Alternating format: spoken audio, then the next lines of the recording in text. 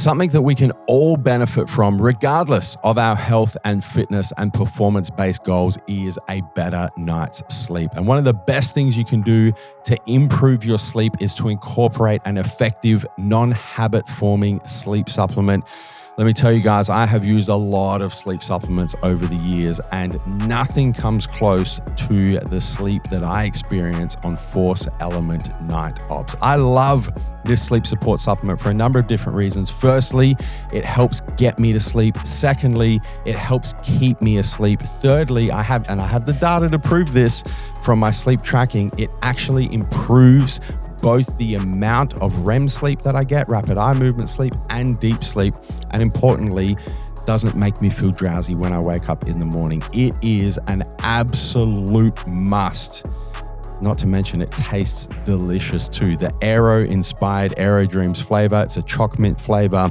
My personal preference is to have this hot bit of boiling water, dash of milk just before you go to bed. Delicious. We have a very special deal for listeners of the Fitness Times Business podcast. Buy one tub of Night Ops, get your second tub 25% off when you use the exclusive code FXB online at massivejoes.com. So go and pop 2 tubs of Force Element Night Ops in your cart. Chuck the code FXB in there and your second tub will be 25% off. I'm super excited for you guys to try Night Ops. You're going to have the best sleep of your life. Let's get down to business. Thanks for coming out tonight. I wrote me a manual, a step-by-step booklet for you to get. Oh, I make money move. You can't see me, my time is now. What up, guys? Welcome back to the Fitness Times Business Podcast, the show created to provide you with the practical and strategic advice to help you level up in fitness, business, your career, your relationships, and your life. My name is Joseph Mencel. I am your host. I have not one, but 2 special guests for you guys on today's episode. I'm sitting across from Andy Lee and Dineen, founders, owners of the WOD Life, also known as TWL. Gents, welcome to the show. Thanks, Joe. Good to be here. What an intro. Thank you. I've done it a few times. Very good. Very good. Guys, I'm super excited to have you on the show today.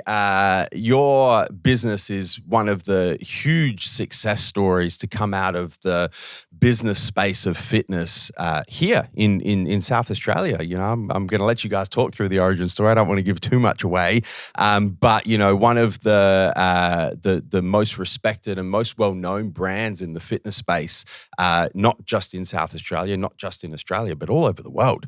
It's incredible what you guys have done. And I'm super excited for you guys to share your journey, your origin story. Then we're going to take some deep dives into some of the challenges that you've had throughout your business journey. And there's a whole bunch of other bits and pieces that we're going to dive into. This is going to be one hell of an episode. So guys, strap yourselves in. Ben, Andy, here we go. Let's start. Origin story of the WOD Life. All right. I feel like we've told it 1,000 times. You probably have, yeah. Well versed, but always happy to share. Yeah. Well, look, we kicked off in 2013. Back then, Andy and I were both, doing our own career stuff, and we were both training at the gym together. Andy and I actually went to school together, so we've known each other since 1998. And it basically started when, back in 2013, e-commerce wasn't fully developed, and we wanted a skipping rope. We were both training at CrossFit at the time, and we both wanted this really super fast skipping rope. If you know anything about CrossFit, super competitive. If you can get like 1 or 2 seconds faster in a workout, it's definitely worth the investment to get a faster skipping rope. So we reached out to them. They were based in the US, a company called RPM Speed Ropes. We actually still stock them today, and reached out to them, said, "Hey, can you send us a rope?" And they said, "No, sorry, we don't ship to Australia." That old chestnut. That old chestnut back then. Said sort of e-commerce wasn't fully fleshed out, and international shipping, it was a bit hit and miss, and they weren't a big company in the US either at the time. So we said, well, what do we have to do? We really want this. We really want the speed rope. And they said, you can buy 30 of them. So, we looked at each other and we only need 2. Well, okay. 30, I guess, we could try and sell them to some of our friends and other people in the gym and the CrossFit box. So we said, all right, send us 30 and we'll see how we go. So anyway, we got the 30, sold 28 of them to our friends and we were like, wow, okay, that was quick. There was a little bit of demand there. And our friends were coming to us and people we sold them to was like, what else can you get? What else, I need knee sleeves, I need, wrist wraps, and there's these other cool brands that I see that, we want to get as well. And so Andy and I kind of looked at each other and said, oh, look, maybe we can help out here and build a very small business. We never expected it to sort of grow too big. And as I said, we both had our full-time jobs and careers and everything else. So we managed to get these ropes in and then sort of slowly built the brand and the business. But off the back of that, we would literally, buy one of something, sell that, and then be able to afford to buy 2 and then 4 and then 6 and 8 and sort of build it out from there in the early days. And it sort of grew and grew. No one else was really doing too much in Australia at the time as well in that space. So it was sort of something that was a little bit untapped. So eventually we were both able to sort of leave our full-time careers and focus on this. But yeah, there's been a lot more along the way. It's a long story. So what started out as hey, we just want one rope. I think it was $50 each. We had to put up $1,000. Mm-hmm. And for us at the time, we didn't have that cash laying around. So we said, all right, $1,000, geez, okay. Credit card down, bought the ropes. And I was in Melbourne, Ben was in Adelaide, sold it to our mates at the gym. And we thought that was the end of it. We were like, cool, we got the rope. Like, we've done what all we wanted was that one thing. Yeah. But the fact and that... you shaved a few seconds off your work time. Absolutely. We were like the kings of the gym because we were shredding the dubs. And people just loved it. And as Ben touched on, there was something there. And it wasn't organised. It was quite fragmented. You could buy your supplements here. You could buy your T-shirt there. You could buy your shoes there. But no one really brought that together. And I think we're very passionate about it. And if there's anything that fitness communities have, it's that passion. Mm-hmm. And we just wanted to try and organise a community around that. It was our lifestyle. We weren't just kind of going into the gym each day and sort of labouring. We couldn't wait to get into the gym. And the gear was sort of a fun part of it. As what shoes are you wearing? What are you using? How can you get better in your workouts? And we just loved that. And we found that everyone else was like that as well. And we sort of felt this obligation to be the pioneers to get stuff in for people. We had no name or anything. Like, what do we even call ourselves? Yeah. And again, what are we going to call ourselves? Hang on, what are we doing here? Are we starting a business?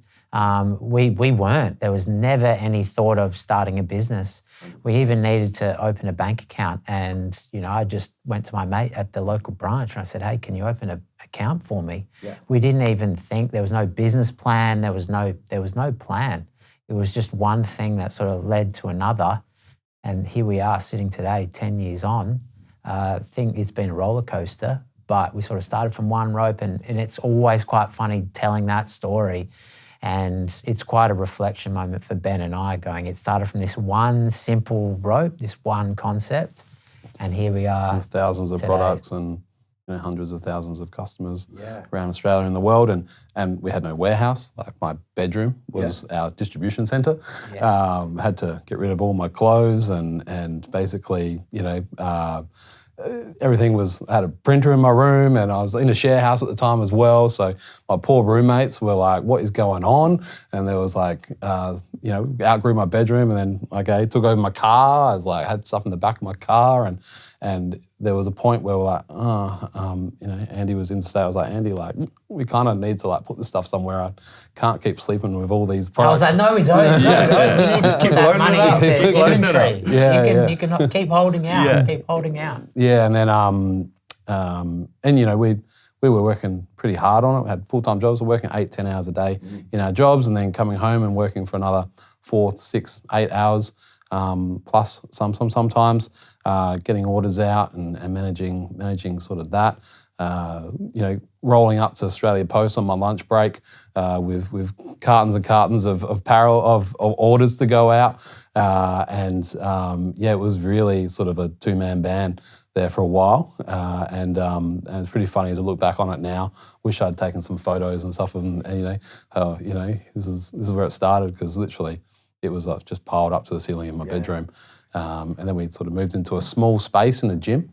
And got a staff member even. That was a big step. That was a big moment. Yeah. When early days, you're asking your friends for help. Yeah. Our friends owned a gym. They had a little room there down the road from Ben's office. So we sort of leased that out and started to put our stock there. I think Ben was happy and his roommates was happy. We got some more space back. His girlfriend at the time was glad that she didn't have to jump over cardboard boxes every day.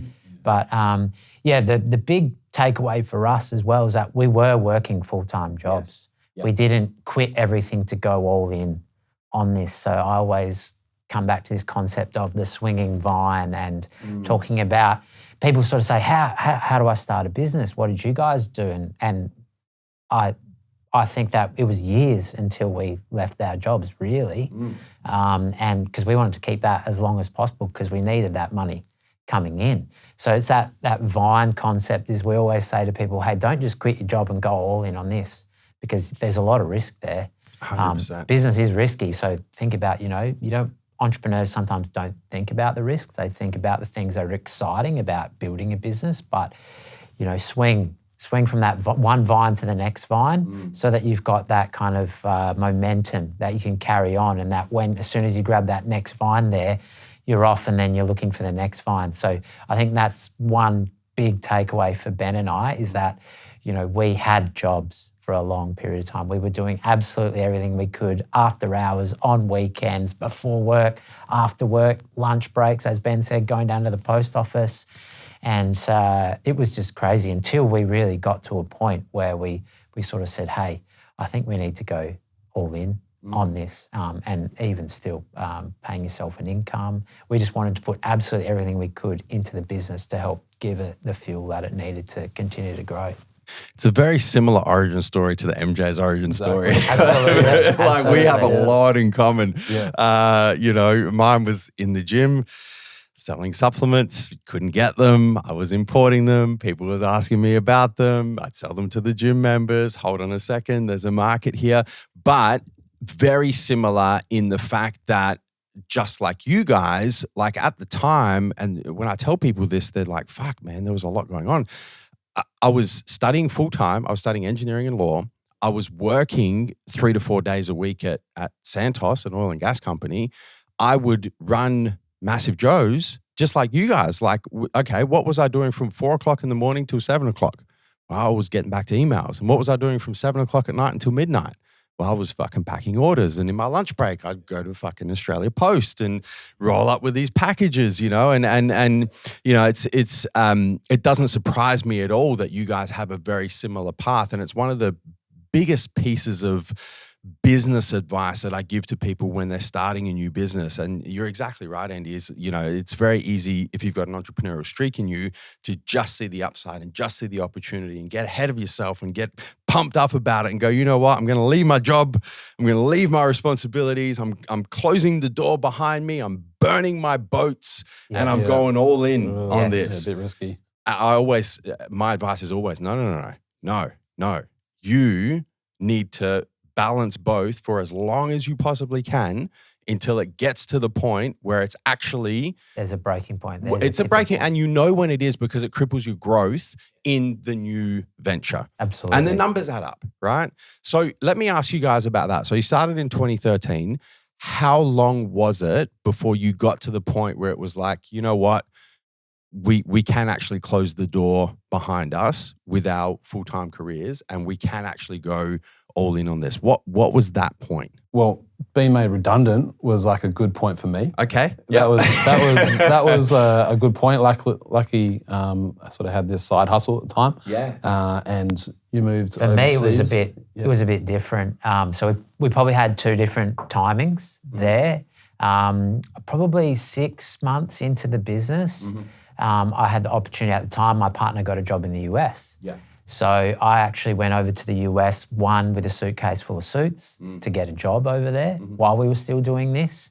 And the other was all my worldly possessions, but moved over there and was going to these interviews, you know, and professional jobs, corporate jobs, going, man, I don't know about this. And meanwhile, Ben was burning the midnight oil back home, and we were kind of going, hang on a second, this is crazy. Like, we're working so much, and I was working so much, and we had this opportunity of me being in the US, where a lot of our product was from, a lot of the people we were dealing with was over there. And I kind of said, man, like, you know, maybe I've got to lean into this. So I think it was 6 months in the US. I actually never got a job in the US. I was just doing this full time. And I was emailing companies, trying to get new products and sort of saying, I'll come and meet you. And they were saying, hang on a second, you're from Australia. And I was like, look, whatever it takes We'll get on a plane. to get We'll be there tomorrow. to get the relationship going, I'll be there. And little did they know I drove an hour down the road. Yeah. But yeah. absolutely, Didn't tell them that. Yeah. absolutely. No, so I think we both had different points in time, but we've always been so aligned that we've wanted to put every single dollar we potentially could back into the business. So that's why shipping out of Ben's bedroom, not taking an income from the business for years, really. A seven-figure business, but we weren't taking an income out of it. And back to the point of, you know, young people wanting to just go in on the business. People come to me with that sort of similar philosophy as well. And I just say, look, if you don't have the cash, you got to put in the sweat.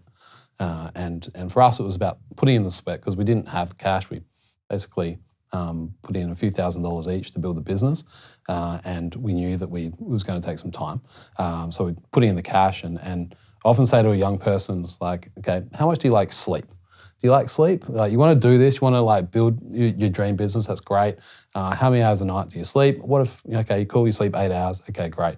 What if I said to you for a year, you will only sleep 4 hours a night, and you will get 4 hours of sleep Monday through Sunday, 4 hours a night. That's it. And they're like, oh, I don't know if I can do that. I like my sleep too much. It's like, well, you're probably not going to make it. You've got to put in that sweat equity. You're gonna be exhausted. You're gonna be tired. You got to punch through it. There's going to be days where you're like, no, it's too hard. And that's sort of, you know, what I sort of impart on the young people who kind of see it and go, oh, you guys make it look easy. You know, and so, but I can guarantee you that in the early days, it wasn't like that at all. You had to survive off, you know, 3 to 4 hours sleep a night, not go out with friends, not go out partying. What are you willing to give up to achieve this sacrifice? When you don't have the money? Yeah. Relationships, you know, partners are going to come and go because like you focus purely on the business and your career and you know, what are you prepared to give up? Yeah. Basically those and you know, had to totally change our lifestyle and knowing that in sort of 5-10 years, okay, cool, it's going to pay off potentially. But often a good tip for young players is, you know, have a think about that cash fee sweat and what are you prepared to sacrifice? Big one is sleep. Well, I think it comes like, you know, and this is why I'm such a big proponent for, you know, it's one thing to kind of like have a vision or have an idea or, you know, have, you know, something that you want to pursue. Everyone has that, you know, at multiple times during their lives. It needs to be combined with passion.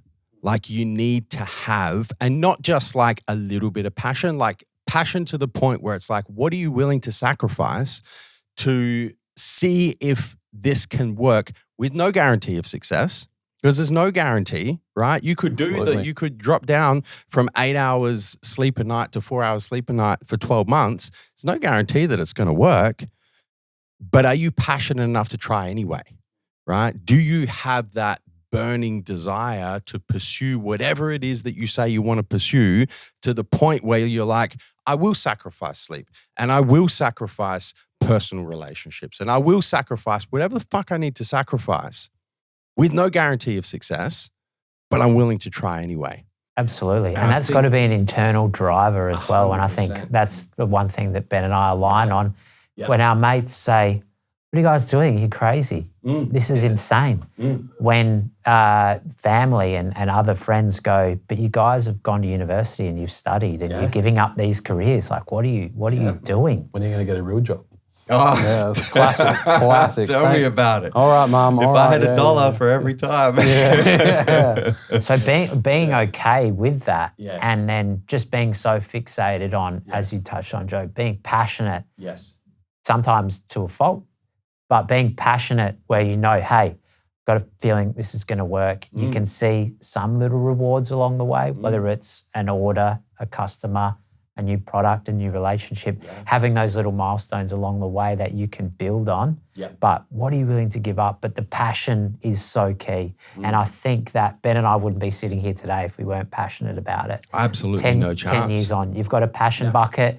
And when, as Ben said, you've got no sleep, you've got no money, you got to dip into that passion bucket. And if it's not very deep, you know, you're going to be packing things in. It's the only thing you've got. It's interesting as well that you guys, you know, you touched on not being able to pull a wage from the business for, you know, you were doing 7 figures, multi-million dollars in turnover, and you still couldn't pull a decent wage from the business. This is something, you know, one of my red flags that pops up straight away when people talk about starting a business is when they start thinking about how much money they're going to make, right?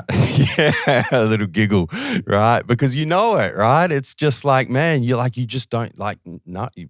Well, I mean, you could draw a wage if you wanted to, but you won't grow. Yeah. And, you know, it depends where your priorities are. If you're comfortable just with a small, you know, business or small to medium business, then fine. But if you've got aspirations and dreams to go global, then that's another sacrifice that you just have to make. And that's all part of the process and the journey. You know, leaders eat last. That's kind of our theory around with us. And you know, we've got quite a few team members now and lots of you know, large investments in terms of warehousing and stuff like that. So talk just a little bit of detail around that, because we've gone from 2013. You guys are now, you know, this is year 10, year 11 for you. You're a decade into business. It started with 30 skipping ropes, selling out of a CrossFit box. Where are you guys at in 2023? Just to kind of paint the picture for the listeners and the viewers who perhaps don't understand the scale of the WOD Life. Yeah, so we predominantly have still the Australian market. New Zealand is like our biggest market. We have wodlife.com, which services mainly the US and global, the rest of the world. We're pushing out about 150,000 orders a year globally, and have a team in Australia of around sort of 30, including sort of warehouse team and operations and marketing, and customer experience. You know, so a full sort of team. We have on South Road, we have our warehouse. It's about 3,000 squares, and we have a marketing office as well at Mile End. So, it's sort of where we're at. Yeah, we've stepped through the bedroom. We changed warehouses 3-4 times. That was one of the hamstrings for growth, is how much product can we actually fit in this room, in this warehouse, and whether it's one warehouse and then 2 next to each other and then 3. So it was a massive step for us to be able to jump, to swing on that vine to the warehouse where we currently are now. And I remember the day we walked in there going, we'll never be able to fill this. It's like, okay, hold my beer or hold my protein shake. We'll do everything that we possibly can to try and fill that. And we look in there now going, oh, geez, we're starting to run out of space. Which is crazy. Thousands of products, some amazing brand relationships as well. So, you know, it's a dream really for us. If you said 10 years ago we could sit here today with a business working with big brands in fitness that we definitely aspired to, whether it's Nike, Reebok, Adidas, huge brands for us, and some up and coming brands as well. Like, that's amazing for us to have those partnerships, have those relationships that we've built over time. Not everyone gets to have that. So we're, you know, super humbled and excited and still passionate as we were day one. 100%. And it's not just skipping ropes as well, right? No, it started, but it definitely doesn't end there. It's we try to be full service, not just to the athlete in the gym, but also to the gym as well. So the main categories we have are, you know, apparel, obviously. Equipment is a big one, whether you're setting up a home gym or a full full CrossFit box. There's accessories, things like weightlifting belts, knee sleeves, those things that athletes need. Shoes is a major category for us as well. And yeah, that's sort of the main categories that we work in. And that, at the end of the day, is a full service. That initial idea we had where people can come to us and it's a one-stop shop for everything, their best favourite brands, plus our own brand stuff as well. That was our manifesto day one, and so trying to keep that choice there. Obviously, also massively conscious that not everyone has the cash to buy the best brand. So we try to have like a good, better, best set up as well, where we give choice to the consumer. And you might just be starting your journey and not want to invest in the $200 skipping rope or $150 skipping rope. And $20 skipping rope is where you start. And then as you sort of get better, you sort of level up to the other that good, better, best sort of structure of where they get value. That's what we're sort of passionate about. And helping everyone along wherever they are on their fitness journey, whether they're stepping in the door or whether they're competing. We want to try and have the products, the information, the community, and also the content around that as well. We don't just want to be known as the seller, the retailer. We want to try and be that hub for everyone that they can the campfire that they can gather around and talk about their lifestyle, be passionate about fitness and training, and then have the products as well that help support that. So that's evolved over the journey from that one skipping rope. We've probably got 5 or 10 skipping ropes now, and that's sort of like a small category. Skipping ropes is still in there. But it's the staple, and it's always nice to come back to that one product to then see the aisles and aisles and brands and products that we stock now, which is super cool. It's incredible. It's an incredible origin story, really, like a real grassroots origin story. When you start a business from the ground up, from the 30 skipping ropes out of the bedroom, shipping, like real, people say they started from the ground up, but they had, a warehouse or investment or this or that. Like you guys, you fucking started from grassroots. It doesn't get started from the bottom any further to the bottom than where you guys started from. And I know it personally because my story is exactly the same. When you're trying to grow a business from literally the ground up, literally from the bottom, literally from grassroots, there's a couple of different paths, right? One path is to get some sort of investment, right? Some sort of financial instrument, some sort of equity investment, some sort of cash injection, whatever that kind of looks like. And you can go, okay, now we got the cash, we can bump up inventory, we can move to a warehouse, we can hire some staff, and we can scale quite quickly using someone else's resources. The other option is to do it purely from cash flow. Is start with maxed out credit card, buy your first 30 skipping ropes, sell the skipping ropes, pay the credit card off, take the profit, buy more skipping ropes, sell those, and literally one step at a time from pure cash flow, build a business from the ground up. The option one with the other people's resources is definitely in the era we live in now, the preferred option because there's less skin in the game, I think. And there are benefits. Of course, it allows you to scale relatively quickly, much more quickly than if you're trying to do it from cash flow alone. Doing it from cash flow alone is a much slower process, but you maintain control. You're not using other people's resources. For the main part, you're using your resources. You might learn some more lessons along the way, but there's a lot more risk as well.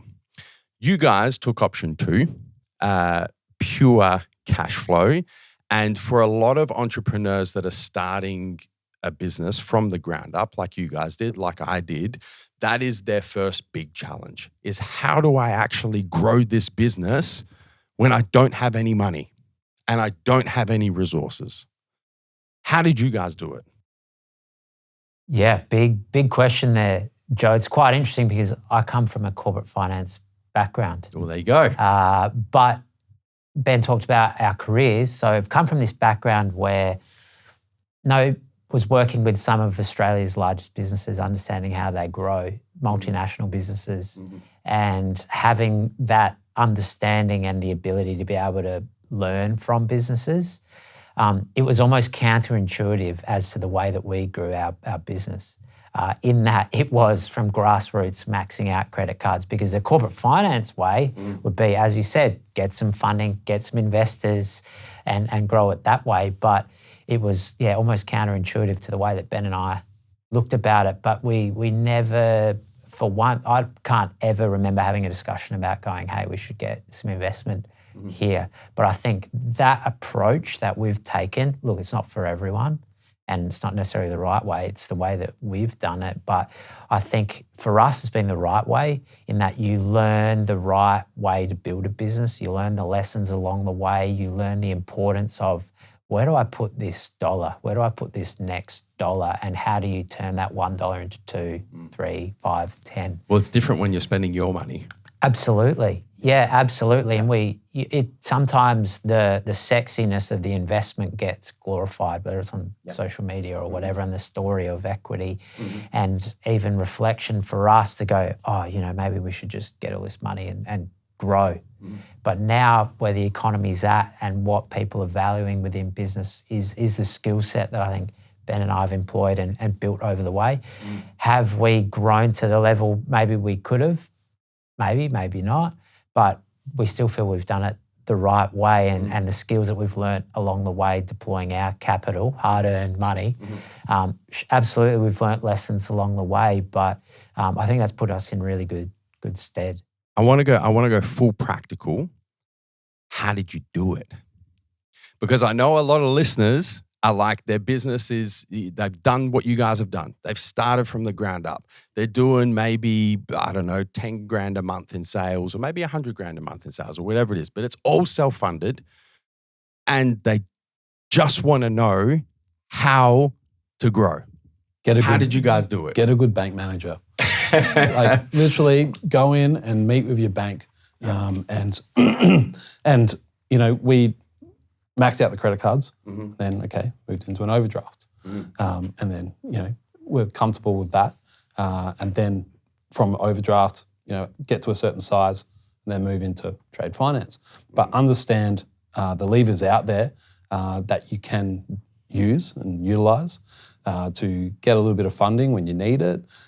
Even things like PayPal finance and Shopify finance, and there's plenty of sort of options out there, so that if you do need to borrow some money, then you should be thinking about that and talking to your bank, building a relationship with them, because yes, you could take investment, but then there's a third party involved, and they may not have the same vision for your brand that you do. They may be forcing you to do things that you probably don't think is the right thing for your business, and forcing you to grow faster than what you're comfortable with, or take bigger risks, and quite often, it all falls over. So taking the investment is one side, but being able to sort of have a good relationship with the people who you can access money through is important. We've got good relationships with our banks, and meet with them regularly, and talk about the business and what our upcoming needs are, and find out what facilities they have, what options are there. It's always a good way to go as well. But obviously, when it's your money, you're a little bit more cautious with it.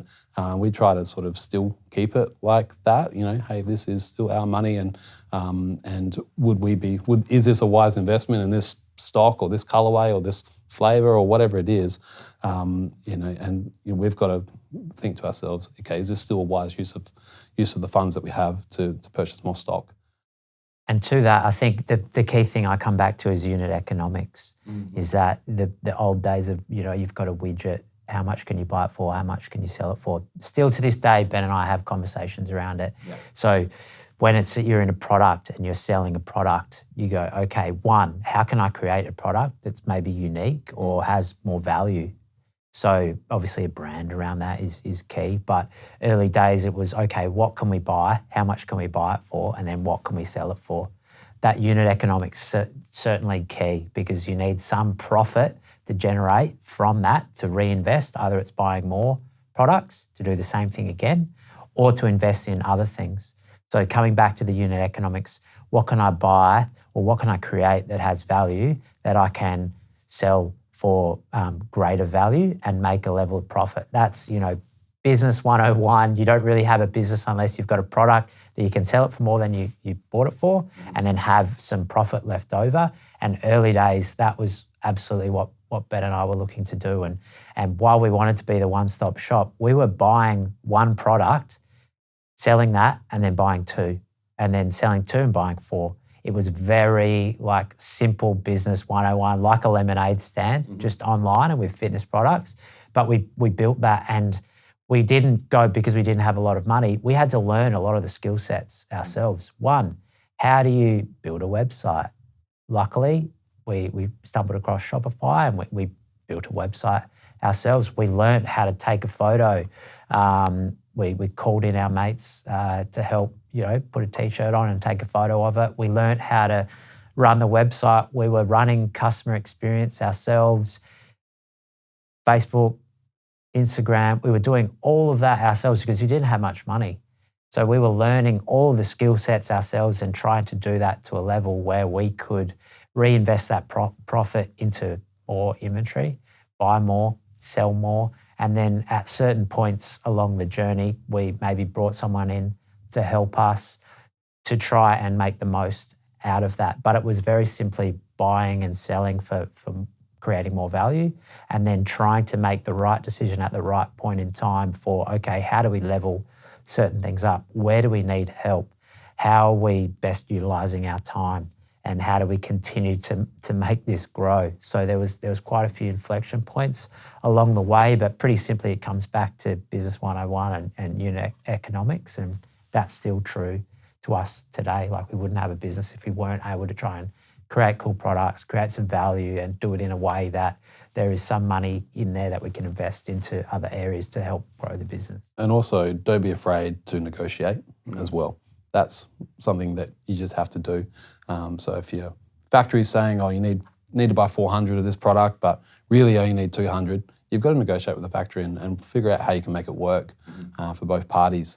If you can get 30-day or 60-day terms on products as well, that all helps. And it's only a small thing, but it can really help the cash flow situation and help you to grow. So the other side of it is learn how to negotiate and build those relationships with your suppliers to be able to do that. All the basic skills of entrepreneurship, right? Exactly. Like, it really, Exactly. and it's so beautiful to hear you guys articulate it the way that you do, because I think a lot of the time when people see success stories like the WOD Life or MJ Fitness or, businesses that started from the ground up and have kind of achieved certain levels of success, it's very easy to kind of think there's some magic in there, there's some Silver secret bullet, recipe. overnight success. There's something Wealthy going on that, parents, like, trust fund. exactly. Like there's just something that these guys have that I don't have. The truth is, it's just not true, right? It always comes back to basics, and it comes back to things like unit economics. It comes back to how are you spending your cash flow? It comes back to, are you able to negotiate on little deals with suppliers or little deals with, are you able to actually execute basic entrepreneurial skills? That is the ultimate determinant of success. And then if you decide to go down the path of getting private equity or investment or whatever it is and these other bits and pieces at some point in your business journey, it still comes back to that basic entrepreneurial skill set. Absolutely. And I think it's such a valuable take-home message for the listeners and the viewers that are early on in their entrepreneurial journey. Is it is the basics. And investors like it if you're scrappy. Yeah. Because for so long, it's been too easy to get money and just blow it. Well, man, like, I can tell you so many stories over the last 10 years that I've seen in my space, in the supplement space of the fitness business, where, people have come in, somehow they've accessed money, whether it is through investment or whether it is through, however they've been able to access it, and they've fallen into the trap of buying sales. right off the top, right? And it's the old saying, revenue is vanity, profit is sanity. And they chase revenue numbers, right? But they've never actually done the unit economics. And they don't realize, they go, okay, well, I bought this tub of protein for $50 and I'm selling it for $100, so I'm making $50 profit. But you spent $70 on CPC ads to sell that product. So you actually lost, and then you had to ship it, and then you had the transaction fees. And That's then okay, you but sent, at some point in time, we're going to make some money here. yeah, at some point it'll, when is that? it'll quote Lifetime unquote, value, right? it will quote unquote reach the scale where, somehow the fucking lever gets flipped and it turned, but you see it all the time. I mean, you see it all the time in outside of the fitness business, in big tech. You go look at some of the Absolutely. biggest tech companies in the world right now, and they're laying off tens of thousands of employees because they were valued as if at some point they were going to flip the switch and turn a profit. And now interest rates are going up and finance is getting more difficult and their sales are dropping and they're actually never going to make a profit. They're never going to make a profit. People are unsubscribing.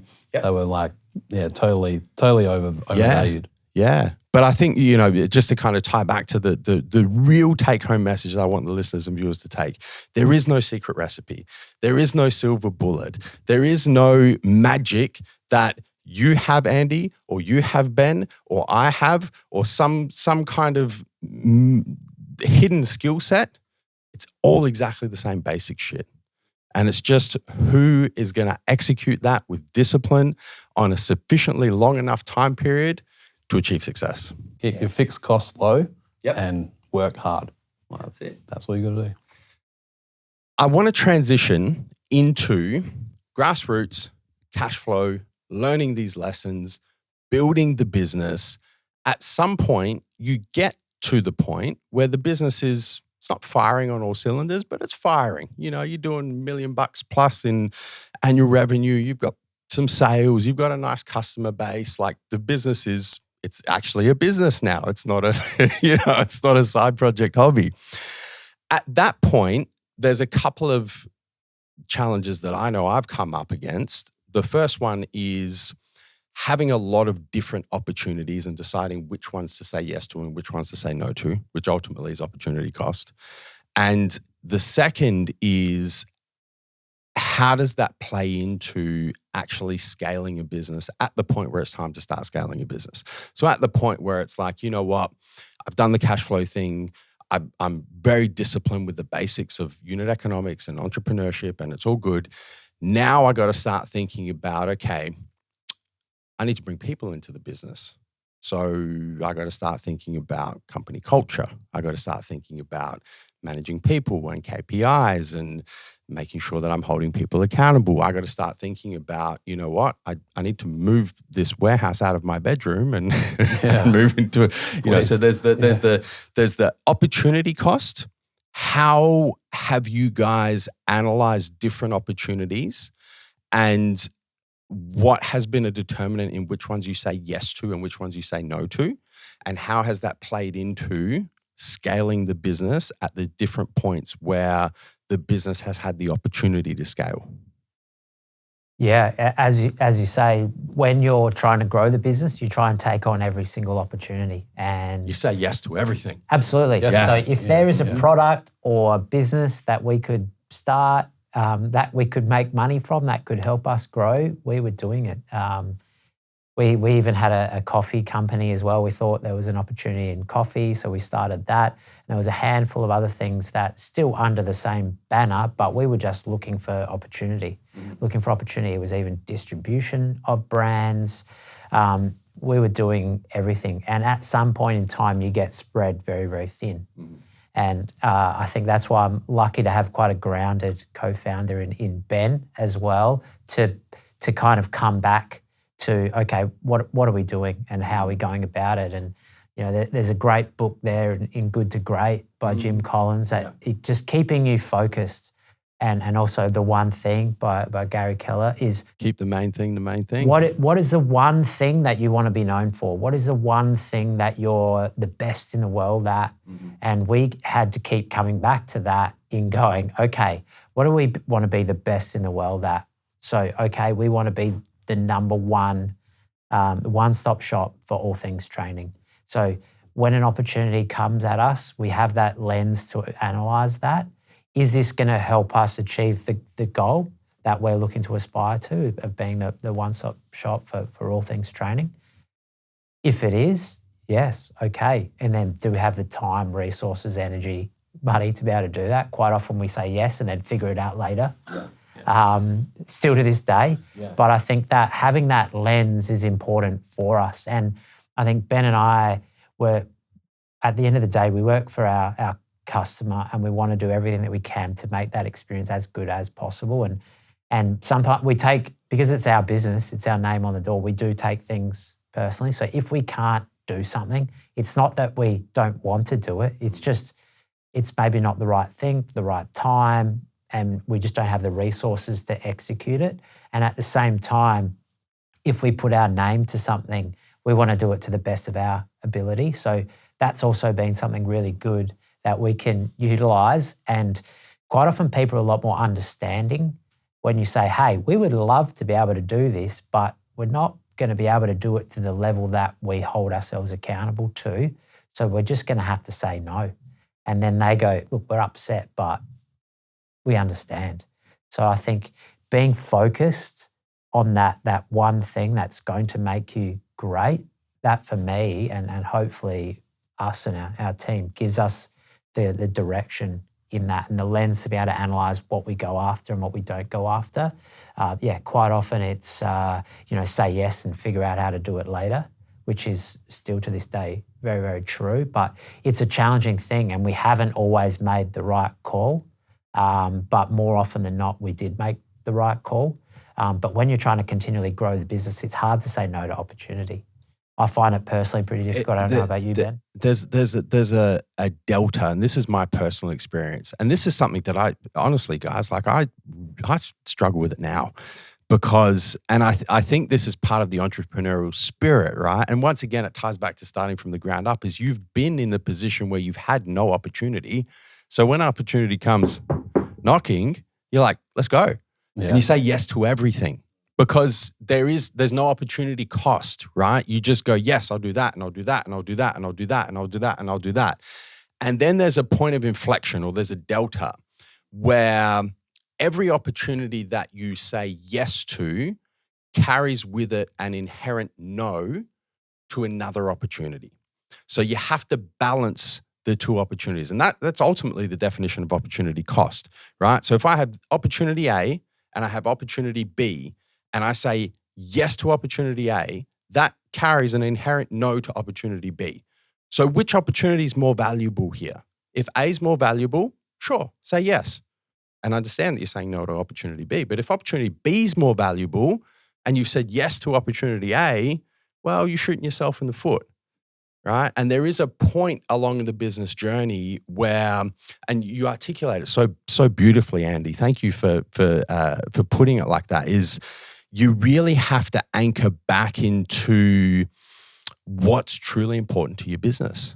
And in order to do that, you need to have clarity around what's truly important to your business. And I think that piece of advice is incredibly valuable, is what do you want to be the best in the world at? For sure. Get clarity on that. It's hard to do. Still to this day, like yourself, Joe, it's hard to do that. I struggle. I struggle with it because I want to do everything. Absolutely. Like still now, and because you know what it is for me, Andy? When you talk about your biggest fears, right? Like, and some people are like, oh, I'm afraid of spiders, or, I'm afraid of dying, or, I'm afraid of failure, is a big one for people. I have one fear. And my fear is regret. I don't want to be on my deathbed, taking my last few breaths, going, fuck, I wish I did that. Or I wish that I said yes to that. That scares the shit out of me. Because of that, I want to do everything. Yeah. There's also that part of knowing when to scale. Yes. And coming back to the question, it was like, okay, when do you scale? Yeah. We used to have this thing called breaking point. We're like, okay, when we're at absolute breaking point, that's when we're going to move and grow something bigger. So whether that's going from a 10 square meter bedroom, warehouse to 30 squares to 300, 400, 600 squares, and now into 3,000 squares, we literally we had to sort of time it perfectly as to when you're going to grow. No point going to a 3,000 square meter warehouse when you're in year one and hoping that the sales are going to come in. You've got to know when to scale, when to bring on, when's the best time to bring on a team member or another person in a team, or when, do I grow my distribution? When's my experience good to build out from selling apparel to moving into shoes, into equipment, into sort of like bigger investments. And so you really have to know in your head, okay, now's the time to do it. But also I need to understand what an opportunity looks like and what I'm going to need for that opportunity. If that's more space, if it's more team, if it's more money, then you have to plan those things out. Whilst we're quick to say yes to things, and sometimes we do figure it out later, we also are going through, okay, what are the main things that we're going to need? If there's investments in front of us, what does it look like? What do the numbers look like? What's the margins? Where are we going to put it? How are we going to send it? Who's going to buy it? And try and build out a business plan for that opportunity, and then you're going to be a lot more comfortable going into it. And that way, so it's not just always yes, yes, yes. You have to seriously consider it and what's it going to mean, and the flow-on effect, I guess the waterfall effect of everything down the track. And if that means, okay, I'm taking this on now, okay, that means this is probably going to fall away, something else is going to fall away, then you have to be prepared for that and understand that. So there's definitely that. Know when to hold them, know when to fold them kind of thing. And we definitely spend a lot of time thinking about that and how we're going to take an opportunity. What team have we got? Where we're going to put it? How we're going to send it. And I think that's such a great way of thinking about it. You mentioned breaking point, push until you can't push any further. And this is something that I see a lot of entrepreneurs, a lot of business people make a mistake when it comes to scaling a business. Is they take on a lot of additional overhead, and they assume that they're going to grow into the overhead. And my advice is always to do the opposite. Exactly what you said, Ben, is there's two types of growing pains, right? Growing pain number one is taking on too much overhead and then trying to figure out how the fuck you're going to fund it, right? And that's painful because now you've got this massive overhead and the sales might, if you have a good week, yeah, if you have a bad week, and that's a growing pain. The other growing pain is to be bursting at the fucking seams and go, I tell this story before we moved into this building here.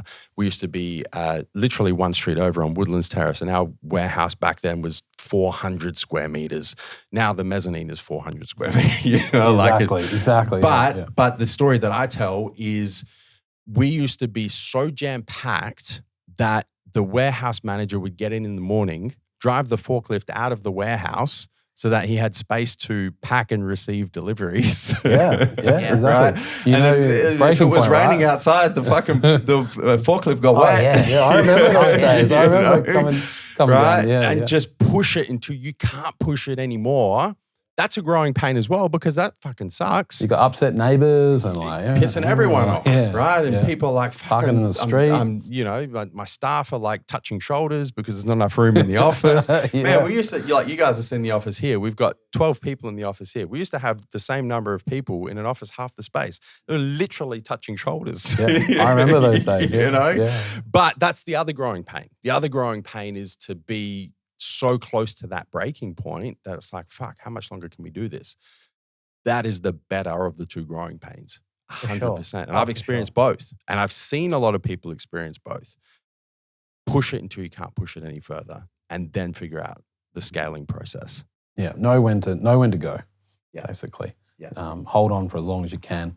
If you're operating out of your garage or whatever, stay there for as long as you possibly can. Have it as a badge of honor. Yeah, be okay with that. Lean into it. Yeah, 100%. So you guys start 2013. You have all of these growing pains that you're working through, these challenges, the cash flow. You get to the point where you're reviewing opportunity costs, you're scaling the business, you're building this business, you go and expand into the US. It's all fucking happening. 2020 comes along, there's this virus. One of the first things the government does is shuts down fitness. Effectively, shuts down fitness. you guys are in the fitness business, right? No fitness, you guys don't have a business. Exactly the same for me. And I've told the story, ties into everything we've spoken about, but I tell the story of March to April 2020. I had, similar to you guys, my business journey was a little bit longer, but I'd grown the online side of the business. I'd grown the distribution side of the business. I'm supplying gyms. I'm supplying retail stores. I've got 10 retail stores of my own, right? Moved into this big fuck off warehouse with these massive overheads, hired all this staff. We had like 50 staff at the time. Business was fucking great. I watched in 2 weeks, my top line revenue from March to April dropped by 60%. And I'm going, what the fuck do I do? Like, what do I do? How did you guys deal with COVID? Well, I had no grey hairs before COVID. Now I feel like there's quite a few there. It was extremely stressful, and we thought we were working hard before, but we'd never worked harder than we did through those first 6 months. Where, as you say, fitness industry got shut down. Mm-hmm. Literally, gyms closed. Yeah. And whilst we had an online business and we still could move things around, our thoughts were definitely with the gym owners who are themselves only running, small businesses themselves, and literally they went from 100% to zero in terms of their revenue. So it was like, oh shit, okay, how can we support them? And then also on our end, okay, we've got all these.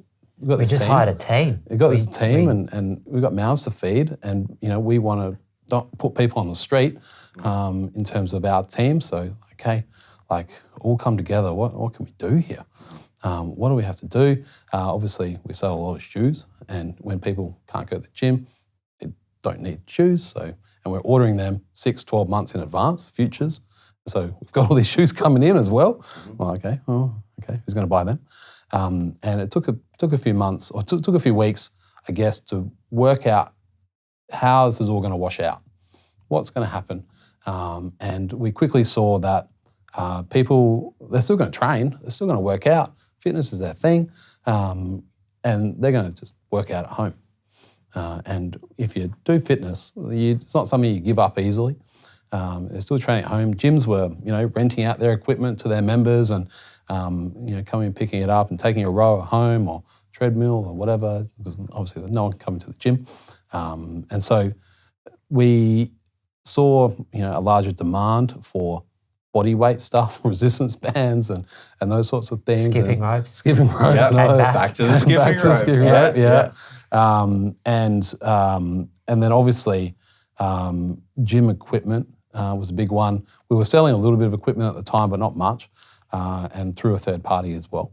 And we definitely saw the opportunity there for equipment. And people, instead of setting up commercial gyms, maybe there's like 50 or 100 of them opening in Australia at one time. Suddenly there's like 50,000 home gyms that people are setting up Australia-wide. And so the demand there just exploded. And so we were able to, I guess, pivot and stand up that category of bumper plates, barbells, squat racks, home gym stuff, dumbbells, kettlebells, and we quickly stood that up as fast as we could. Our product team did an amazing job to get that from us never sort of doing that ourselves to then standing up that whole category. And then a few things went down in terms of we wanted some funding to sort of help us with this, and the banks were so. We've got some colourful stories there. Let's just say the banks were so busy. Cafes and stuff were closed completely, and they're just like trying to help out the people who had no income coming in. Mm-hmm. So stepped away from them and moved into pre-sale of equipment with a probably 10 to 12 week time frame. So people waiting 10 to 12, it ended up being more 20 to 24 weeks with the supply chain issues that came through that period. But we were taking orders from people for equipment that we were saying to them, hey, it's going to take 3 months at least to get here. Mm-hmm. Don't mind, still want to pay for it. And so that sort of gave us the comfort, I guess, to be able to get through. And the cash flow. And the cash flow, and the pre-sale. Otherwise we were sunk, it was done. So So basically lent on that category, and anything we could get our hands on in terms of like home gym stuff. It almost felt like we went back to the basics. And you Hidden did, hats. right? And I think everyone. But honestly, think everyone did. that example of, okay, how are we going to fund this from a cash flow perspective? You learnt that from starting from the ground up. Like you learnt that through running a cash flow business right from the ground up. If you didn't go through that process, you guys would have been like, okay, how are we going to get through this? Let's just go knocking on private equity and see if we can get a couple $1 million in the door to get us through the next 6 months. That would have been the solution. So yeah, 100%, Andy. Like that's your journey. Yeah, and the growth during that period was unbelievable for us. And we almost feel bad because of the gym owners having nothing, and the people who we work with and support all the time, and they were like really struggling. And we're seeing like our numbers online is just going mental. And so, we had to sort of figure out, we still feel like we probably left a few $1 million on the table in terms of like product that we couldn't get in, and demand was still there, and we were turning people away, and it was a crazy time. And there was state lockdowns. We went to the national lockdown and state lockdowns, and we would say, New South Wales got locked down. We would see traffic on our site just like within an hour, just exploding. And suddenly you wake up in the morning, there's 400 equipment orders there to get out, which are like, well, that's going to take 2 weeks. So, it was extremely stressful time because we didn't really know, we're not trained in it. None of us were trained in it. No one had the skill set of having been through a global pandemic before. So especially at the outset of that, there was that oh shit moment. Are we going to have a business next week? At that point in time, we actually hired a team internally 2 weeks before, to work with us. And they got in the office, they picked up their chair and their computer, and then we said, okay, guys, we're all going home. And we were thinking, okay, as Ben said, how are we going to support this? We've just hired this team. And quickly it went from how do we do this to go, all right, let's just start making moves. Let's pivot until you find something. And as Ben touched on, the equipment was huge because at the end of the day, we had all of our community feeling sorry for themselves. And we felt a duty to them. And initially, before we could even do any of this, we said, we've just got to get people working out. We've got to get people feeling positive and have some sort of purpose, because when that fitness and working out and going to the gym was taking away that, the overwhelming sense of enjoyment in life was being stripped away from some people. So we stood up an online fitness competition. We sort of sat around in a room, go, what are we going to do? All right, let's get people working out. And then we'll figure out what we're going to sell them and how we're going to run the business later. But let's just try and get people excited about working out again. So at the time, I think Ben wants to put this on a T-shirt, #1 largest online fitness competition. We just stood it up in basically an afternoon. What are we going to use? How are we going to do it? What workouts are we going to do? And people just like, this is awesome. Like I've gone from feeling sorry about myself to going, I've got a sense of purpose every day. Like I'm just hanging out for tomorrow's workout and seeing where they were on the leaderboard and messaging us in going, how did I go? Sending videos in. It was awesome. We had 5,500 people globally doing this workout. Basically free. We made it free. It was overnight. And I think for Ben and I, that gave us the fuel to figure it out. Yep. In business, it's about, okay, we know we've got to figure this out. And that probably filled up the passion bucket of going, hang on, people rely on us to help them with this, whether it's that community aspect or the product or keeping them motivated. Like we felt an overwhelming sense of duty there to do that. And then, I remember being on calls with the team going, all right, we don't have anything to sell today, but we've got resistance bands. How can resistance bands help people at home with their training? You can do curls, you can do whatever. So it was really stripped back to basics. And then as things went along in the journey, we were finding out other opportunities, as Ben touched on. The equipment. It was a big investment for us to pivot into that. And we weren't specialists. We weren't the best at that at the time, but we basically put all our chips on the table and pushed in that direction because we thought if we don't do this, we may not have a business.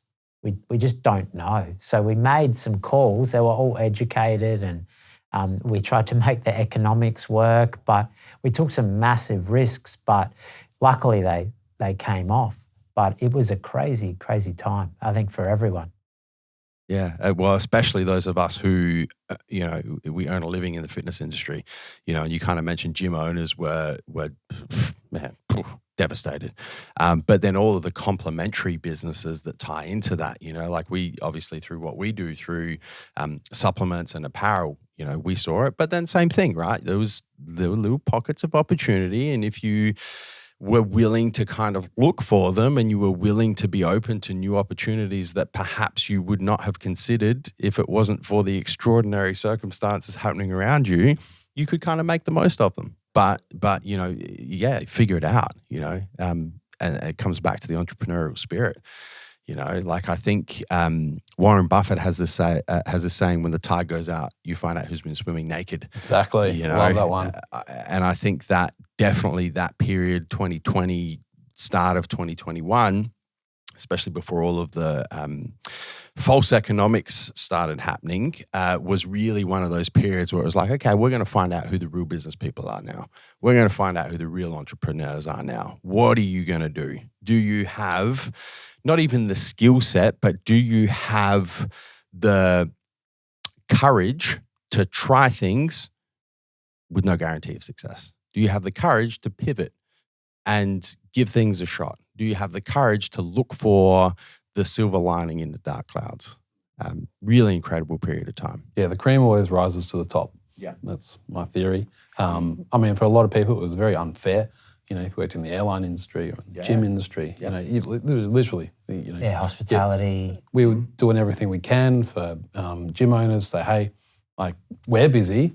We've got heaps of orders to get out. Come down to our warehouse and pack some orders. We'll help you out. Doing what we could, but it was extremely difficult time for a lot of people. And I think that that it rose. What came out of it was, the mental health challenges for a lot of people. Yes. And we're still seeing. Still working through that. Yeah. 100%. A lot of our team, were scared as well. There was they were properly scared. Whether that was from catching COVID or, their livelihood, or what's going to look like in 6, 12 months, a lot of our team we saw struggled with it a lot. And so you've got Andy and I here as the cheerleaders for the team, like every day, sort of like keeping their spirits up, keeping them going. And we had to do that quite a bit to say, hey, look, things are shit right now, but focus, purpose, keeping them aligned and understanding there's something bigger out there than us and something that we could rally behind. And I think, getting people working out and training in whatever circumstance, that took the concern away from, there's this global pandemic going on, but people are still working out. And if you focus on something positive there, people can rally behind it. We all needed a purpose. We were all at home. We couldn't go out. We couldn't travel. So I think that purpose for us, we came almost right back to the start of the business, why we started it, what we were passionate about, and aligning the team around that was really quite powerful. Yeah, for sure. I want to completely change gears, because one of the things that we often discuss in this podcast, this is the podcast to provide you with the practical and strategic advice to help you level up in fitness, business, your career, your relationships, and your life. A business relationship is a very unique relationship. And you guys obviously started the WOD Life. You went to school together. You trained together. You started the WOD Life together.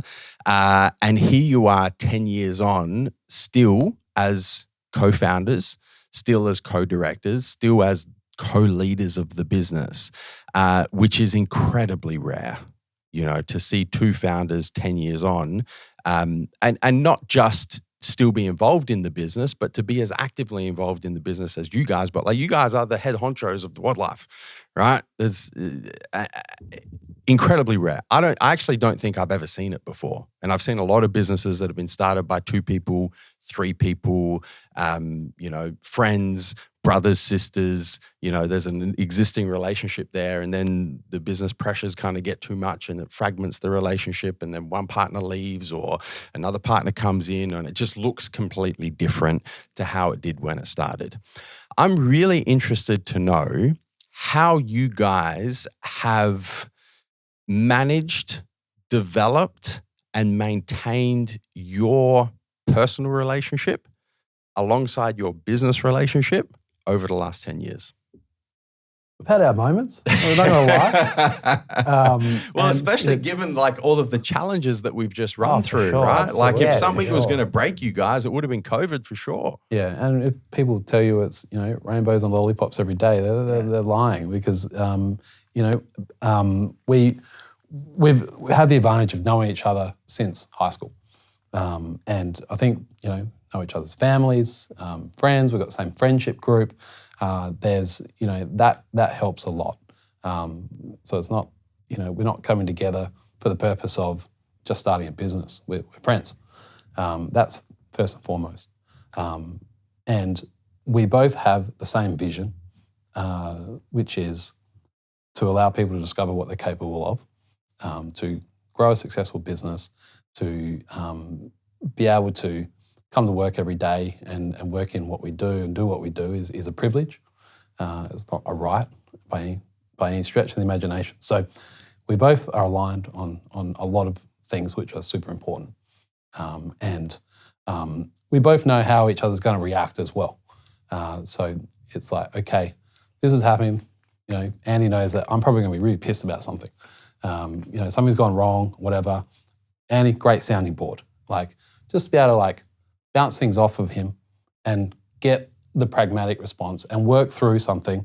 Say, hey, this is not the end of the world. We just need to find a solution for it. What's the solution? Take the emotion out of it. That's what we try to do. And we come in sometimes quite emotional and then walk out going, oh, you know what? Yep, taking the emotion out of it. This is the strategy. This is the process. These are the steps. Let's work towards that. I think that's been super important. I couldn't have done this on my own. And so to have a business partner there is super, super important sometimes. And you have to give each other personal space. There has to be periods where you need a day off every now and then, whether that's usually a Sunday for us, where, okay, like go and do your own thing, like have your own hobbies outside of work. Personally, I follow the Crows. He's a power boy. Which says a lot about us and our business relationship. Yeah, if we can get along there, then anything's possible. But yeah, I think it comes down to that and understanding that you're gonna have disagreements, but at the end of the day, we all want the same thing. We both want the same thing, and that is to have a successful company. And the things that we get upset about are usually about just because we both care so much about the business. And that's what we're upset about, and also subjectivity as well. It can be, we might be looking at a new range of apparel. There might be like one colour Andy really likes, one colour I really like, but also looking at the data and going, okay, I like black, Andy likes white, but our data says that our customers like red. So taking that subjectivity out of it and looking at the data and be like, well, at the end of the day, like we work for our customers, so we're going with that red shirt. There's a bit of compromise there, but we try to look at the numbers, try to have a think about what our customer wants, where it's going, and make a decision based on the numbers rather than emotion. That's important.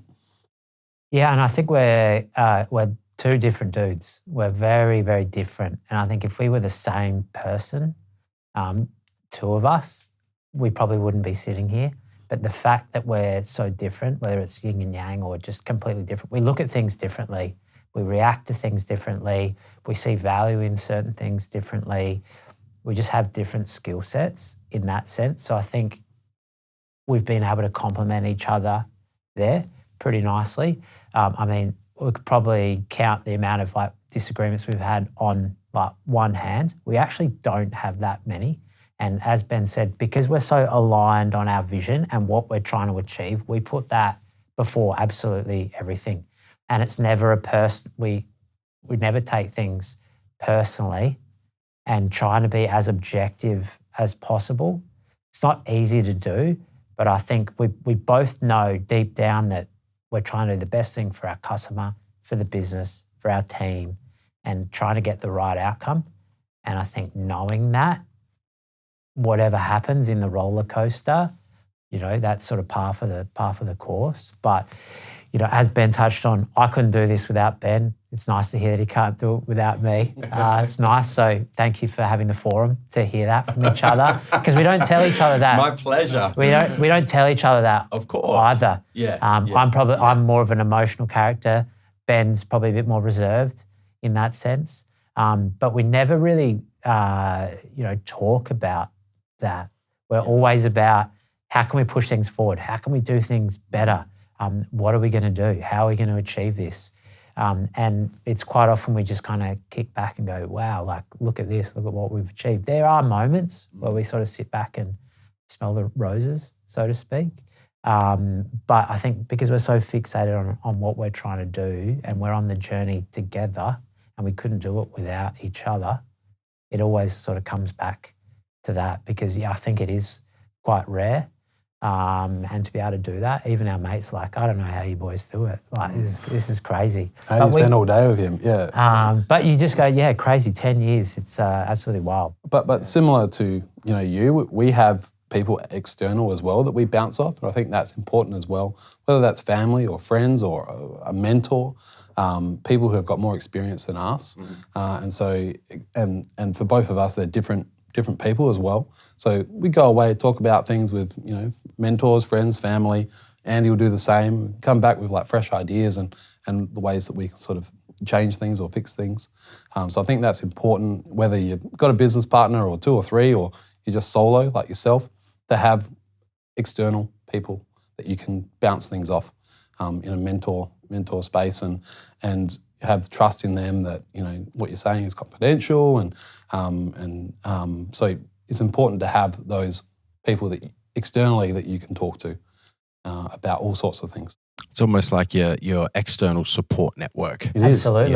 That ultimately supports the relationship. Exactly. I think one of the most insightful things that you guys just mentioned, and one of the things that I see a really underestimated but super important part of any relationship, whether it's a business relationship, whether it's a friendship, whether it's a marriage, whether it's a personal relationship, is a lot of people think in 2 dimensions, and they think it's me and the other person, right? And that is the extent of what's happening here.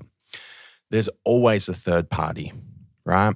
And you guys in your relationship, the third party is the business, right? So it's not just about how is Andy treating Ben, how is Ben treating Andy, how is that 2-dimensional dynamic working?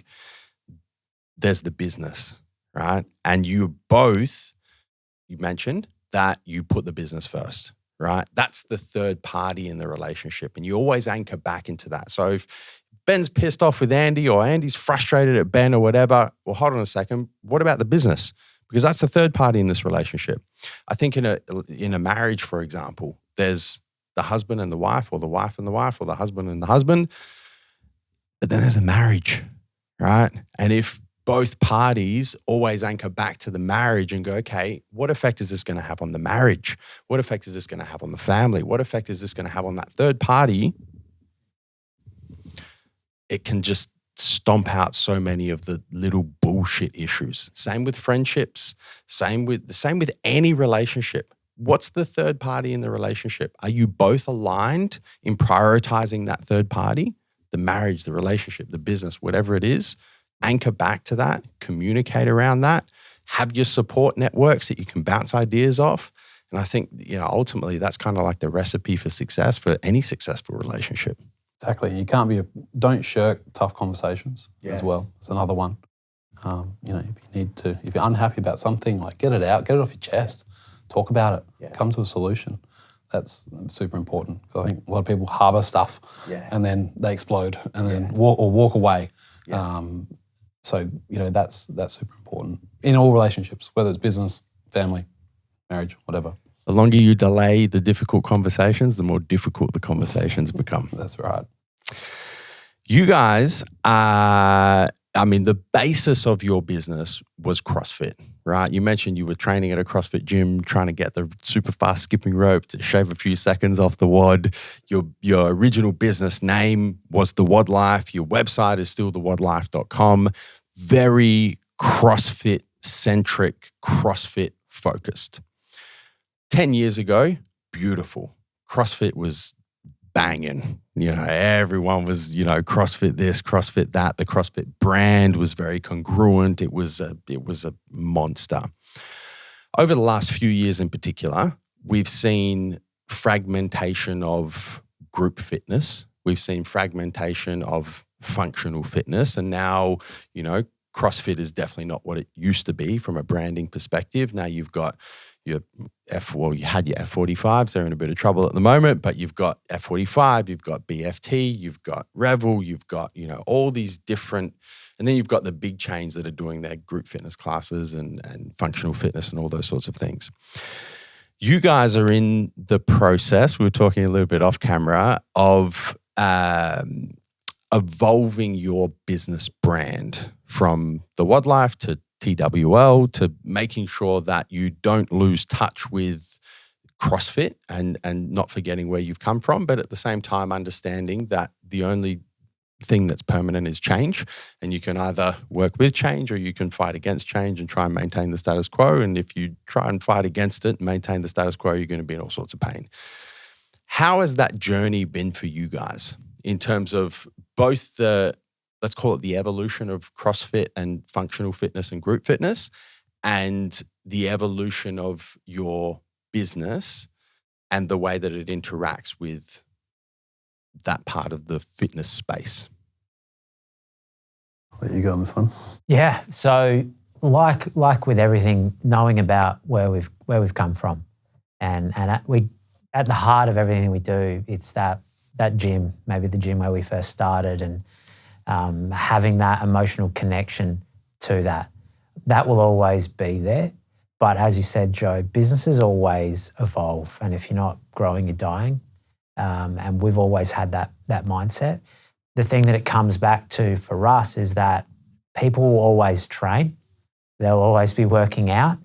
They may do it in a different location, a slightly different style, but at the end of the day, everyone will still train. And that's really where we see it. We are a lifestyle around working out. Some gyms will call it WOD, some daily workout, someone will call it their program, but there'll still be training.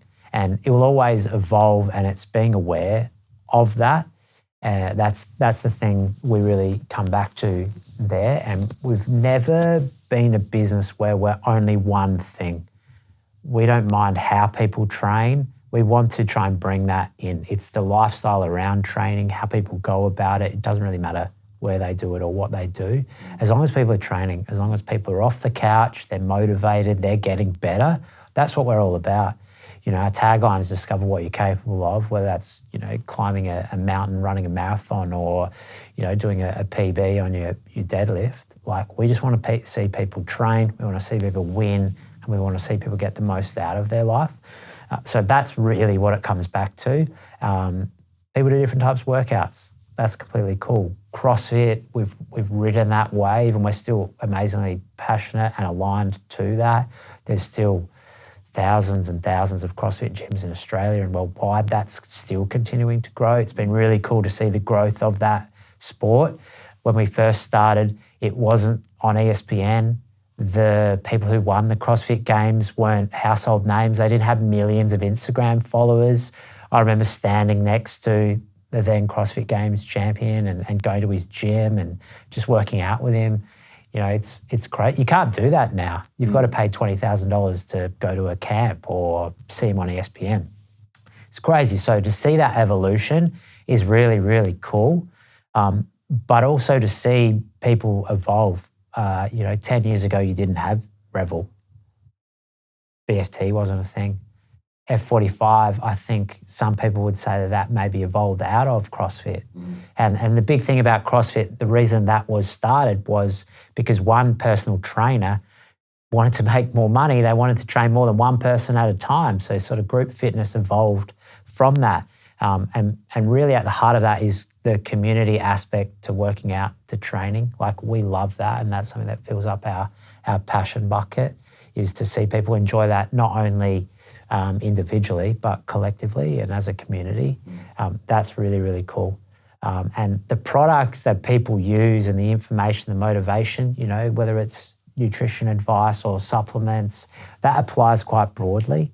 And the products that people use as well, the footwear, the wrist wraps, whether you're doing CrossFit or, you know, bench pressing at a Globo gym, like people still need the same products, and that will always be there, but fitness will continue to evolve. So the good thing is that fitness continues to grow.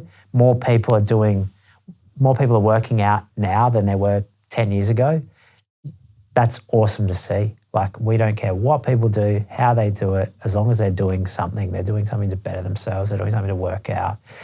We don't necessarily attach ourselves to one style of training, which is how we're able to keep evolving.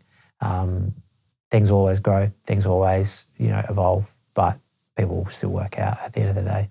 And we get a lot of feedback from our customers and from gyms around what products they want to see, and we are always asking the questions as well. Surveys, hey, what products don't we have that you want?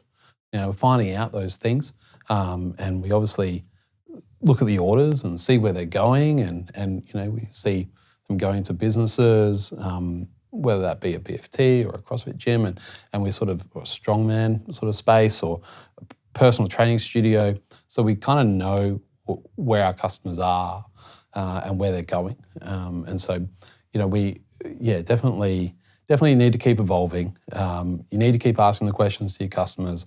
What do you want to see? What do you want to see? What do you want to see? Keep building out your range. And we love like the design phase of prototyping new products and getting things in. It's really exciting, and bringing something to market. You know, for us, that's really cool. And then also identifying new opportunities, whether that be brands that want to break into a space or have done really well in a different space and kind of want to come into that training space. And so that's, you know, it's really exciting. And we really love the fact that it's growing and more people are training than ever before, and more people are, you know, lifting weights, and more females are, you know, into weightlifting. Like, that's great, you know, and it's only positive. Yeah. You mentioned seeing orders go to gyms and strongman training and this and that and whatever. You guys do a lot in the affiliate marketing space, and you work with a lot of affiliate gyms and affiliate clubs and affiliate CrossFit boxes, and you know, that's become quite an important part of your business. How important do you think affiliate marketing is to online business in particular, because that's the space that you guys are in, but really kind of, you know, any product-based business at where we're at right now in the macroeconomic environment? Very important. For us, we identified early days that we would rather support the coach at the gym than the best athlete in the gym. And because at the end of the day, they're the authority, they're sort of the knowledge base. And when a member comes to them, say, hey, I've torn my hand, or, you know, I want to pass a speed rope, I want to buy a speed rope, or invest in, you know, knee sleeves or something like that, the coach is the one that they go to for that advice. And hopefully they recommend us to look at our store. Usually we try and send out as many banners and stuff as we can to gyms, and quite often they'll just point to the banner in the corner of the Go room. see those guys. Go there. Yeah. And so that for us is super important, and we've developed an affiliate program as well. We understand also that gyms are small businesses for most of them, especially, you know, if they own, you know, one CrossFit box. You know, they're not like a Good Life with, you know, hundreds of thousands of members, and they need revenue streams. And so we try and provide them through the affiliate network with another revenue stream. So for recommending us and talking about us, and then they deserve, you know, something there. So we've set up affiliate program. We've got hundreds of gyms around Australia on it, and yeah, we think that, you know, we stand behind our product, so we know that they're getting a good product. and the gyms have been really receptive to it, and it's been really good because it creates another revenue stream for them. Something that they would have probably suggested done organically, and to give them the opportunity to sort of make a little bit of revenue off the back of it is good for the gym as well. Yeah, we do have a lot of listeners who are gym owners or coaches or club managers or that sort of thing. How do they find out about the affiliate program that you guys offer? Because I know that a lot of them are going to go, oh, that sounds interesting, extra revenue stream. How do I access this? Yeah, sure. They just go to the website, thewodlife.com.au, and down in the footer, there's a link to the TWL affiliate program. So they simply fill in a form and we'll set them up with affiliate stuff. Send out a welcome pack to their gym as well. Get them into a bit of our gear, banner, and they'll build them into our program. We've got specialised Facebook groups for it, and constantly communicating as well. And it's great for our suppliers who might want to set up some business relationships as well. So we're offering deals and trying to sort of give them opportunities to create extra revenue for their gym, whether that's selling a product through their gym, or offering a service to their members or something that can help them out somehow. It's not requiring a lot of their investment, as we touch on. It's something they do naturally anyway. Yeah. And if they can do something that's natural, that's going to give value to the member, they want members in the door. They want them working out. They don't want them on the couch because they're injured, or they want people running through the door with their new shoes on. They're so pumped to work out, and they do it 7 days a week. But they also don't want to have to set up a retail shop, of course, and then they man it and deal with the petty cash and everything. Yeah. So this is evolved quite a fair bit, where it's easy for the gym owner. They create an extra revenue stream. Their members love it because they get something out of it as well, and we can continue to grow. If we can all support each other there in a way that makes sense. I think sometimes with affiliate programs, it can feel not right, not natural. Well, not it can real. feel one-sided. So for the most part, it's once again, it ties back into basic entrepreneurship, basic business, right? We do a similar affiliate program. We don't deal specifically with boxes and clubs and that sort of thing. We deal with individuals, but a lot of personal trainers, online coaches in the bodybuilding space and so on and so forth. But the thing with creating a successful affiliate program is creating a win-win-win situation.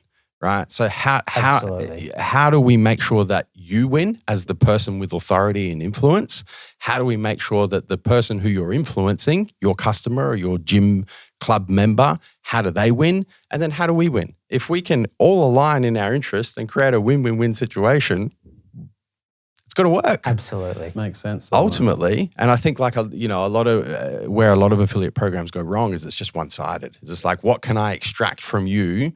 And you're actually not going to get anything back from it. And that's it's not a win-win. It's a zero-sum game. It's a win-loss situation, which is really, never going to work. Exactly. And the way we pitch it is like your members are purchasing through us anyway. Yes. So, and you may as well get something out of it. Exactly. Absolutely. Yeah. 100%. That's that win-win-win situation. Yeah. Also great for creating allies in the industry as well, and building out, for us, we've always been very B2C. Yes. And this is sort of a great way to look at the B2B side of things as well. And hey, as a gym, what do you want? Yeah. Like we've never done that before. We've always been like, hey, athlete, what do you want? The people in the gym. But now it's like, okay, you're at the gym, how can we help here? What can we get? Yeah. What can we do for you? Yeah, so it's great. One last question for you guys, and this is a little bit of a selfish question because we met a few weeks ago. We had a little meeting and we started going down the garden path of this, and I was like, interesting chat. And I've been thinking about it over the last few weeks. I'm like, when the guys come on the podcast, we need to just explore this a little bit. So my final question for you today, and I know that we've gone way over what we expected to go. It's a podcast in itself. I feel coming. Yeah, it is. So we'll keep it short. But I'm interested to know what your thoughts are on the future of retail. Big question, Joe.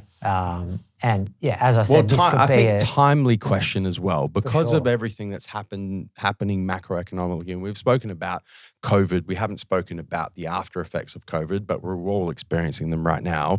There's a macroeconomic shitstorm brewing, and I think timely, because I think retail is going to change a lot over the next few years. So I'm interested to know what you guys think.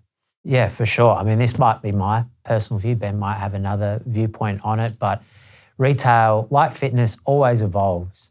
And again, it's what does the customer want? What experience do they want? And I think when e-commerce first exploded, it was like, okay, how can we efficiently get product to the customer, get access to products that they might not be able to access? So I think e-commerce was really exciting, and companies like Amazon are just revolutionizing the way that, hang on a second, I can get something to my door the next day that I couldn't go up the shop to get.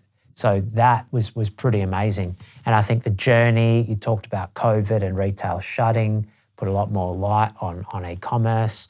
One of the buzzwords as well was omni-channel, in that you have an online store and then you actually have a retail store as well. There's some great brands who've been able to do that really well. And at the end of the day, it gets back to what experiences do customers want? And my big belief is that it is that experiential retail, that retail, whether it be on the high street or at a headquarter level, people and customers want to go and experience something. And it's going to be more about the brand and how to experience the brand and how to build it that way than maybe the transaction. E-commerce is always a good way, maybe questionable economics at times about how to get a product to the customer in the most efficient way possible. But I think retail plays a really key role in that experience. Understanding the brand, building a deeper connection and emotional connection with the brand, maybe for us, whether it's a gym, working out, trying the products in the gym, whether it's touching and feeling, that's really, really key. So I think experiential retail is really where it's going. You look at a Nike town. I've always absolutely loved that. You go in there and you can experience Nike, and we don't really have one here in Australia, maybe in the US. There's other stores like Kith that I love, one of my favourite brands. The big thing they do is they have like an ice cream cereal bar, and you just go, hang on a second, this makes no sense at all. But you have a deeper emotional connection with the brand because of that experience, and it's pretty unique. So my feel is that experiential retail is the way that it will continue to evolve. Potentially you can spread your unit economics over retail stores. Maybe you have this viewpoint, Ben, about opening up retail stores and the role that plays. But for me, it's just about experience. How do you get people more entrenched with your brand, more emotionally connected? And the transaction comes after that. Yeah, and I guess we're all of us in this room are old enough to have seen e-commerce evolve from non-existent 20 years ago, and your big established players like your Myers and your David Jones and those guys, they've had to move into e-commerce. So they've gone from having these huge stores, they're always super successful, and then, death by a thousand cuts, and they're closing stores and things, and it's totally different now. And then also on the flip side, seeing brands that have started online, Stax is a good one. I was over in Melbourne the other week and drove past a Stax store, and I was like, wow, they've gone the other way. They've started online, built up a huge customer base, and now opening stores which are experiential in their nature, because they're not like they're tapping into the customers that are coming around from around there.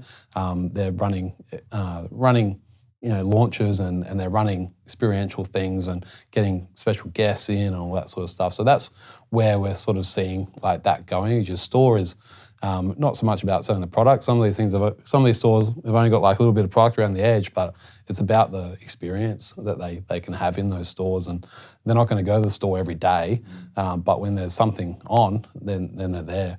And for us, it's something that we think about like where would we put a store? Our customer base is everywhere, whether it's in Inaloo in WA or in Dubbo or, Wagga Wagga, or like our orders go all over Australia. And so we've always had a focus on pop-up stores, and if there's a big event, something like the Torium Pro that we really get behind, we like to bring the store to them, and we'll invest large amounts of money in setting up the store, similar to like the Arnold's and stuff like that, where customers can come in for a short period of time, have that experience, touch and feel our product, try things on, find out their shoe size, that sort of stuff. That's still super important. But in terms of sort of us opening stores left, right and centre, it's not on the roadmap at the moment. But definitely getting to events where our customer base are all at one sort of time, that's still super important for us, and that's what we've done over the years. And we mainly do two main pop-up stores a year now. We used to do sort of 8 to 10 and go to the opening of an envelope basically, but we've now sort of branched that back and just do 2 major ones where they're very successful. But it's mainly, we get a lot of feedback from our customers there, and customers who maybe aren't comfortable buying things online, that's their opportunity to get it there and then size themselves up. And to discover us. Crazy to think that some people don't know who we are, but at events as well, it's a great opportunity for people to go, wow, I never heard of you guys. What do you guys do? Yeah. That's like awesome as well. Whenever I get that, it's humbling. I'm like, oh, fantastic. New customers. Welcome. Let me tell you what we're about. When I was younger, I used to get pissed off. I was like, how have you not heard of us? We run all these ads and sponsor all these athletes. But I guess you kind of mature and evolve and adapt a more growth mindset. It's interesting to hear you guys say that around the experience, because obviously you have been up until now, a pure play online retailer. You haven't had any experience with bricks and mortar retail stores. I personally have been omni-channel since you guys started, actually. I opened our first bricks and mortar retail store, Massive Joe's Donut Court, in 2013. And so I've been running retail stores for the last 10 years. And my vision for retail stores, definitely post-COVID, has literally backflipped. Back when, even 2019, so pre-COVID, we had 10 retail stores, 8 in South Australia, 1 in Melbourne, 1 in Western Australia. And the vision was to build out what we'd done in South Australia, scaled to population in each of the major cities. So 8 stores in South Australia. The next was Melbourne. I wanted to do 10 to 15 in Melbourne, right? And then over to Perth, right? And do probably 8 to 10 in Perth, and then do Sydney, and then do Brisbane. And it was very much transactional based, very much convenience retail based, right? It was kind of like, okay, where can it be most convenient for people to come into the store, have a little bit of an experience, but really it's the transaction. So they want to get their shit at a good price, have a good customer experience, and be done with it. Now it's experience, and I think so much of that post-COVID is because online retail has got so good, and we even hear it from our customers, right? We're going through a consolidation of bricks and mortar retail at the moment. And I've been talking to customers where they're like, I've noticed that you closed the Brickwork store, which we closed 2 weeks ago. We came to the end of the lease and decided not to renew. And I'll get talking to them and explain. And they're like, yeah, to be honest, I order online because I get the shit the next day. Like, well, funny that reinforces, right? But the convenience, I guess where I'm kind of going with this is the vision pre-COVID around the convenience and the transactional retail has been chewed up by online, right? And because we're omni-channel, we see it, right? So the future of bricks and mortar retail, I agree with you guys 100%. It needs to be experience-based. It needs to be, how do I experience the brand? How do I experience the products? How do I have an experience that I can't get online? I think that's the only way it can go at this point. Yeah, for sure. And I think like the guy that came up to you and told you about the store, you'll hear from your customers as to what they want. Yeah. You got to listen though. You do. You got to listen. Something in that. Yeah. Guys, thank you so much.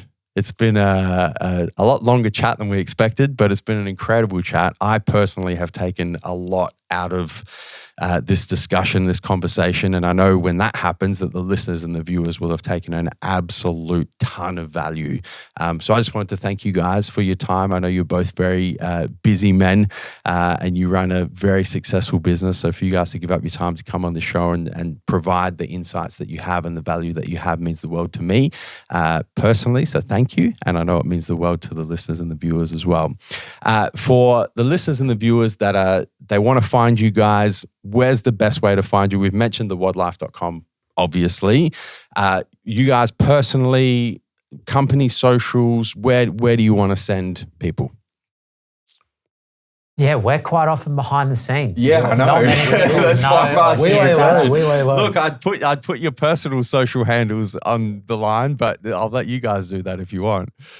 Look, I mean, if you search Ben Dineen on Instagram, I'm sure I'll pop up. Yeah. Same with... I'm the second Andy Lee on Instagram. You might be following another guy, but look, check us out. The WOD Life, all the handles there. Yeah.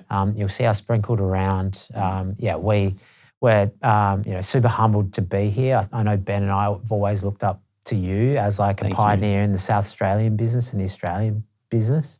Like we're always humbled to share our story. And, thank you for giving us the opportunity to reflect as well. As business owners, you don't really get to do that. Yeah. Us having this conversation is pretty rare, but it always I think we come away from these opportunities of going, we're proud of what we've built. We know what we're doing. It reaffirms our mission and we're just sort of excited to run out the door and to get back to it. So thanks for the opportunity. Really appreciate it. And hopefully the listeners get a bit of value out of it. Yeah, definitely. And I know you guys have a little something to share with the listeners as well, right? You've set something up on the website. Yeah, we've got a code, code for the listeners, Fitness X Business. Yep. It's a $10 off your order, over $100. So awesome. Jump on the wodlife.com.au and if you're making a purchase, throw the code in and get a little Joe will treat. hand deliver your order. Yeah, there you go. Same day delivery by yours truly. No, thank you for that, guys. And you guys know, listeners and viewers, the one thing that we ask in return, if you have listened to, well, you get a couple of things in return. You get a nice discount from the WOD Life. The one thing we ask in return, if you guys have taken some value from this episode, is to take a screenshot on whatever podcasting platform you're listening to right now. Post that screenshot in your Instagram story. Tag the WOD Life. Done. Tag the WOD Life. You can tag Ben, you can tag Andy, you can tag me in there as well. We love seeing those tags and we reshare as many of them as we possibly can. Gentlemen, thank you once again. It's been an absolute pleasure. You guys could have been anywhere in the world right now, but you're here with us. We appreciate that. Until next time, we'll catch you on the flip side. Thank you guys so much for tuning in to this episode. We hope you enjoyed listening. A couple of things to round out. Firstly, if you've yet to subscribe to the Fitness Times Business podcast on your favorite podcasting platform, make sure you do that right now so you don't miss any future episodes. Secondly, if you guys took some value from this episode, the one thing we ask in return is that you share the show.